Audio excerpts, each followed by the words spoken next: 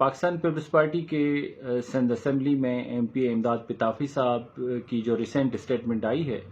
کہ ناظم جوکھیو کا جو مرڈر ہوا ہے یا فہمیدہ سیال جو ماری گئی ہیں وہاں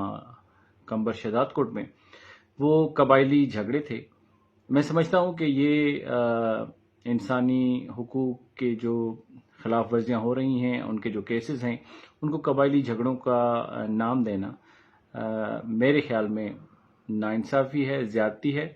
امداد پتافی صاحب، آپ کو ایسا نہیں کرنا چاہیے۔ ناظم جوکھیو جو ہے وہ انہوں نے اپنی جان ماحولیات کے حقوق کے لیے، پرندوں کے حقوق کے لیے اور جانوروں کے حقوق کے لیے دی، اور سب سے بڑی کہ یہ انہوں نے اپنی جو دھرتی ہے اس کے لیے جان دی ہے، اور سندھ میں یا نیشنلی انٹرنیشنلی اس قربانی کو بہت ریگارڈ کیا جا رہا ہے۔ اور اس وقت آپ نے اسمبلی میں یہ جو اسٹیٹمنٹ دینا کہ وہ قبائلی جھگڑا تھا،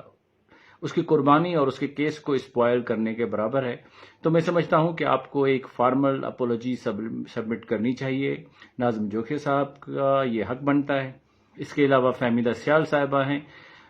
جو ان پہ حملہ ہوا ہے، اور دیکھیں وہ اس میں ایک کمزور خاتون اور وہاں کے بڑے سردار، اور اس کے یہ معاملے کو آپ قبائلی جھگڑے کا نام دے کر اس مظلوم کا جو حق ہے، اس کا رائٹ ٹو جسٹس ہے، وہ آپ ڈینائی کر رہے ہیں۔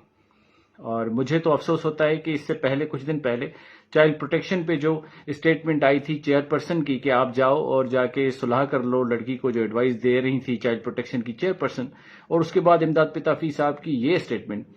مجھے تو ایسا لگ رہا ہے کہ یہ کوئی پیپلز پارٹی کا جو نیریٹو ہے، جو سول سوسائٹی اس کو بالکل ایکسیپٹ نہیں کرے گی۔ اور میں بلاول بھٹو صاحب سے اپیل کرتا ہوں کہ اس سلسلے میں وہ ایکشن لیں، اور فارمل اپولوجی جو ہے وہ